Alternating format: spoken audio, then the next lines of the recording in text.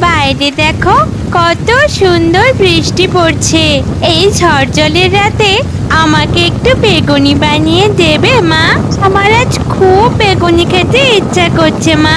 আমার তো ইচ্ছা করে রে মা, তোকে ভালো মন্দ দুটো খাওয়ানোর, কিন্তু ঘরে যে কোনো আনাজপাতি নেই রে। তাহলে তোকে কি করে আমি বেগুনি খাওয়াবো বল? দূর মা, আমার একদম ভালো লাগে না।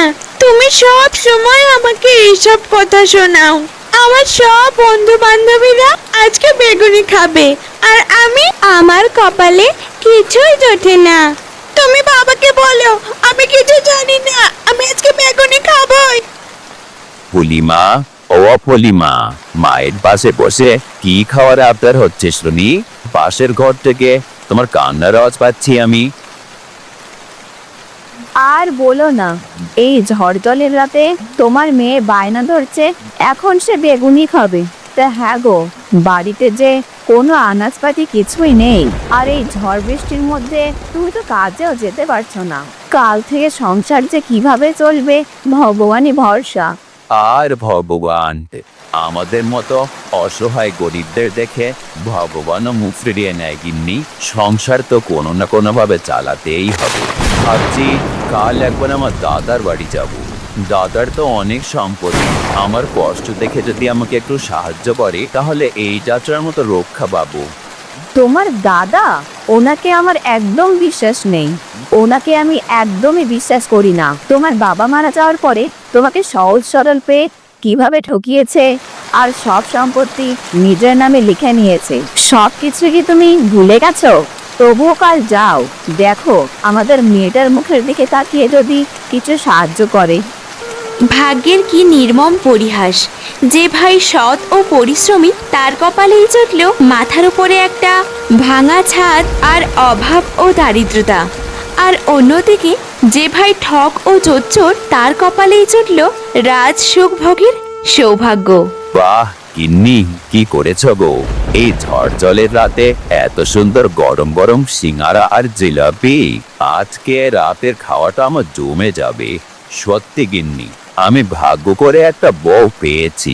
তুমি না থাকলে যে আমার কি উপায় হতো তা একমাত্র ভগবানই জানে। কি উপায় হতো আবার? তোমার ভালো মানুষ ভাইয়ের মতো খিদের জ্বালায় পেটে গামছা বেঁধে ঘুরতে।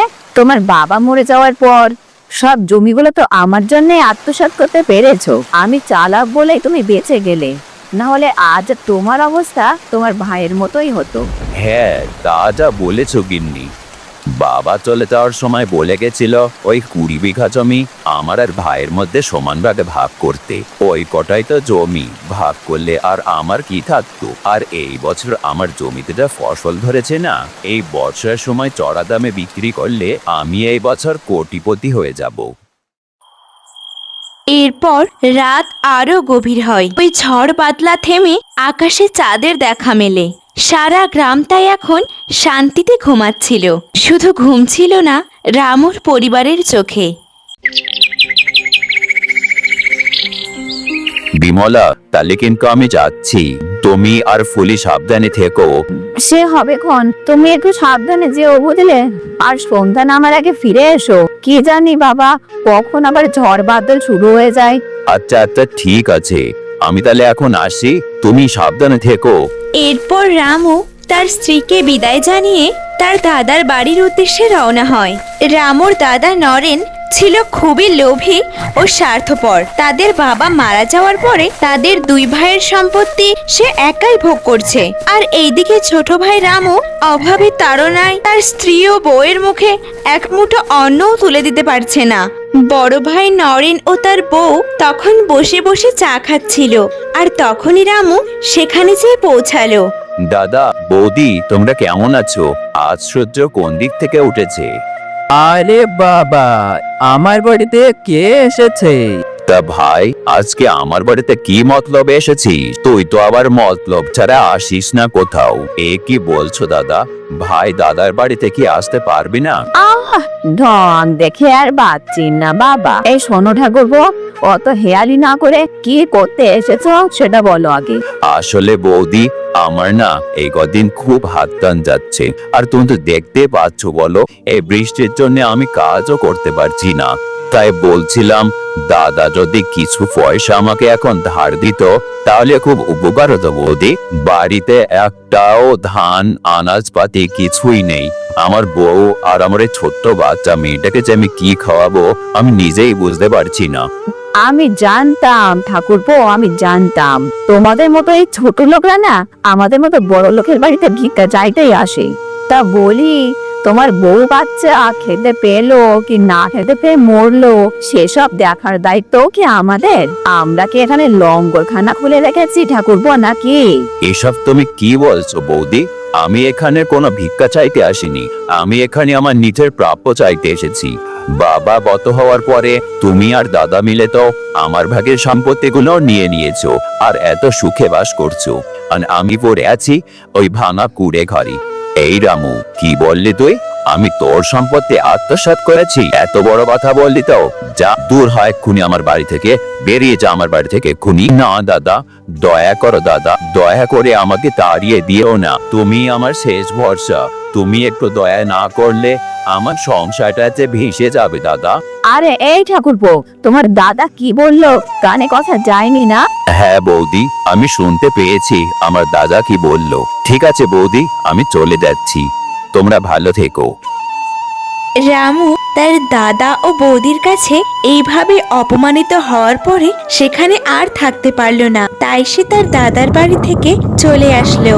হে ঈশ্বর, তোমার দরবারে আমি কি পাপ করেছিলাম? আজকে দাদা বৌদিও আমাকে অপমান করে তাড়িয়ে দিল।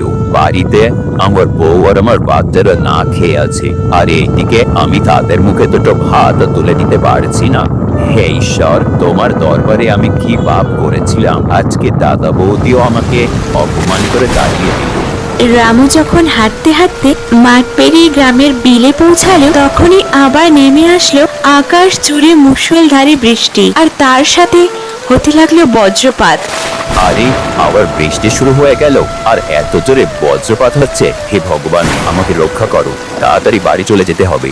সকাল থেকে আবহাওয়া ঠান্ডা থাকলেও বিকালের দিক থেকেই আবার শুরু হয় সেই রাতের ভয়ঙ্কর ঝোড়ো হাওয়া আর বৃষ্টি ও বজ্রপাত। আর এই ঝড় বৃষ্টির কবলে পড়ে রামু তাড়াতাড়ি তার বাড়ির দিকে রওনা হয়। কি গো ফুলের বাবা, তুমি আসলে বাড়ি? আমি তো ভয় পেয়ে গেছিলাম। তা কি গো, তোমার দাদা কি তোমাকে কিছু সাহায্য করলো? আর সাহায্য গিন্নি, আমাকে ওরা দুজন অপমান করে তাড়িয়ে দিয়েছে, তুমি জানো। তা নিয়ে অবশ্য আমার কোনো দুঃখ নেই, কিন্তু আমার এই ছোট বাচ্চাটার মুখে যে আমি কি তুলে দেব, আমি তো সেটাই ভাবছি গিন্নি। তুমি অত ভেঙে পড়ো না। আমরা গরিব হলেও কোনোদিন কারোর ক্ষতি করিনি, তাই ভগবানও দেখবে আমাদের ঠিক বাঁচিয়ে নেবে।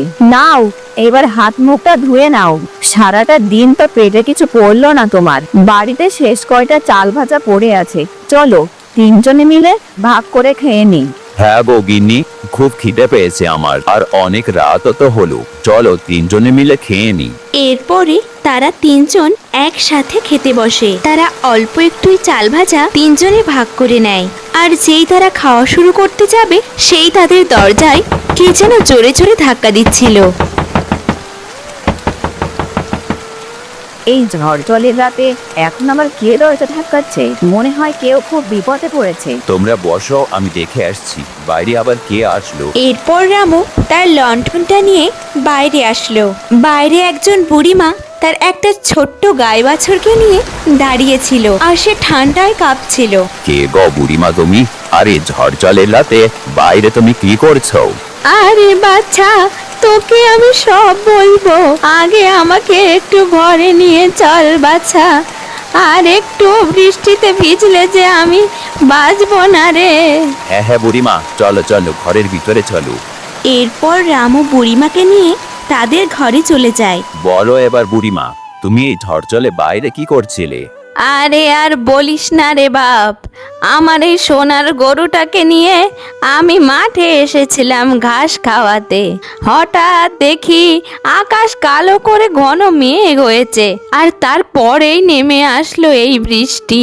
চারিদিকের অন্ধকারে আমি কিছুই দেখতে পাচ্ছিলাম না, আর পথ ভুলে তোদের এই গায়ে চলে এসেছি।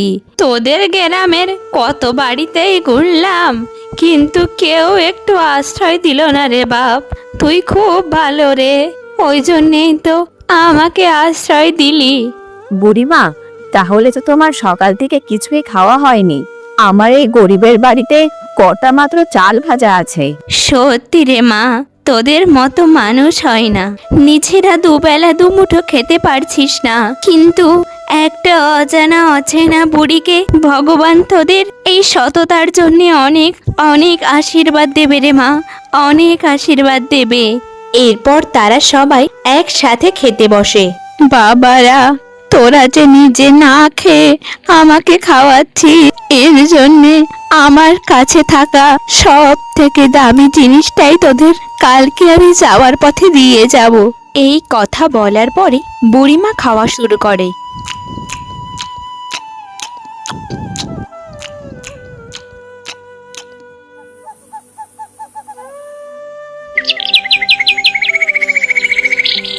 রামু বাবা, আমি চলে যাচ্ছি রে বাবা, তোরা অনেক ভালো থাকিস। আর আমি কালকে বলেছিলাম না যে তোদের আমি একটা উপহার দিতে চাই? সেই উপহারটা হলো আমার সাথে থাকা এই সোনার গরু। বাছারা, এটা কিন্তু কোনো সাধারণ গরু নয়। একে একবার বলবি যে জাদুগরু, জাদুগরু, আমাকে এক ঘড়া সোনার মোহর দাও তো। দেখবি তখনই ওর মুখ থেকে এক ঘড়া সোনার মোহর বেরিয়ে আসবে।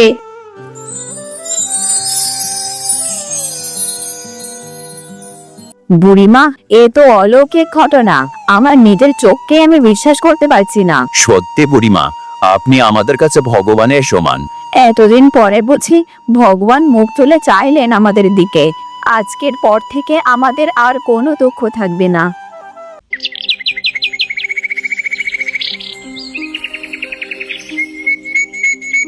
কিছু মাস পরে রামুদের ভাগ্য একেবারে পরিবর্তন হয়ে যায়। রামু এখন অনেক সম্পত্তির মালিক।